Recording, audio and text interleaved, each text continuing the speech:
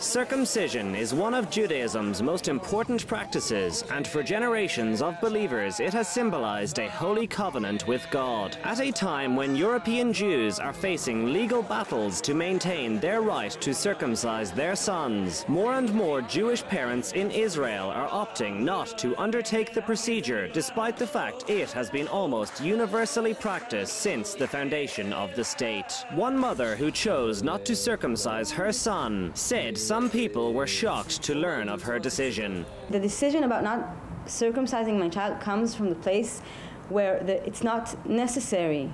You don't need to do it because the body is healthy as it is, as he was born healthy, and you don't need to do it. For me, it's just the same as somebody would tell me, it's our culture to cut one finger when he's born. Why cut a finger? Because everybody does it. This week, Richard Prasquier, the leader of an umbrella body of Jewish organizations in France, told the European Parliament that any threat to ban circumcision could lead to the death of Jewish life in Europe. But according to support groups in Israel, more and more parents in the country are choosing not to carry out the procedure. When we started Kahal, we could find only 40 families for our list who didn't circumcise their baby, but nowadays we have we don't manage the list anymore because there are so many people, and there is no use of writing everyone, especially when part of the people are not contacting Kahal at all. They just decide naturally not to circumcise. And it's easy for them and they don't need support.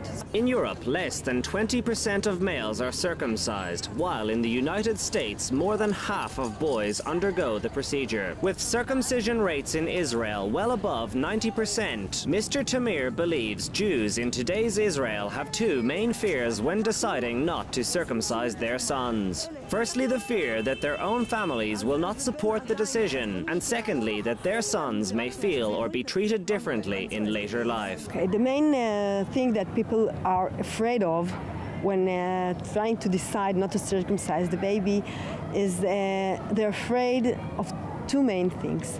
One, they're afraid of the families. So they're afraid of the grandfathers, they're afraid of the brothers and everything. Second thing, they're afraid that when the baby will grow up, they're afraid from the society that he will be different and maybe lonely because of this. Maybe people will reject him and don't want to be friends of him in school or something.